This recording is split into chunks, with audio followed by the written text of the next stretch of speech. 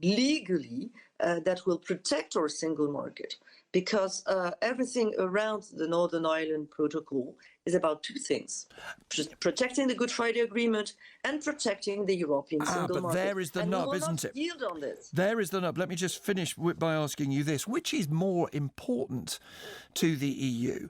Protecting the Good Friday Agreement, which again and again EU politicians have said is about protecting peace in Ireland, or enforcing the precise, detailed legal requirements of the EU single market?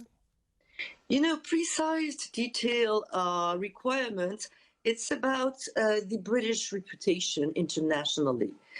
You mentioned that the UK would host a G7 in a few days, and the UK wants to be seen as a global player, and rightly so. The first thing to do when you're a democracy, when you believe in the rule of law, is that you stick to your commitment.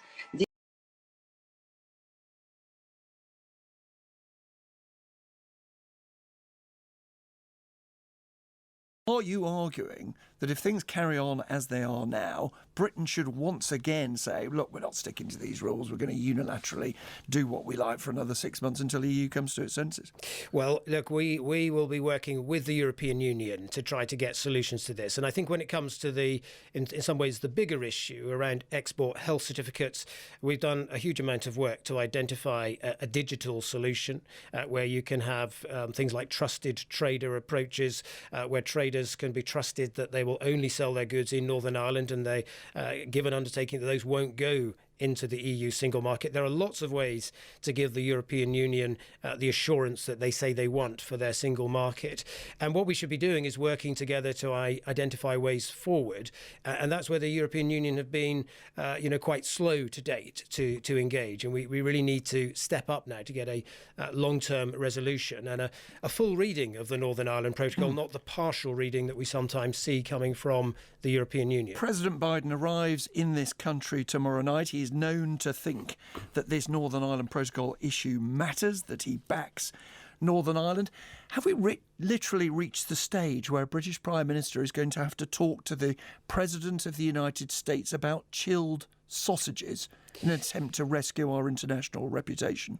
Well, I think what's likely to happen is the president, when he looks at this, and I think he's indeed made comments that the European Union should be less bureaucratic about these things. I think there'd be an understanding and an appreciation that if we truly believe in the Good Friday Agreement, as the UK government does, and if we truly believe in peace in Northern Ireland, and we want to respect that, that means making the Northern Ireland Protocol work properly.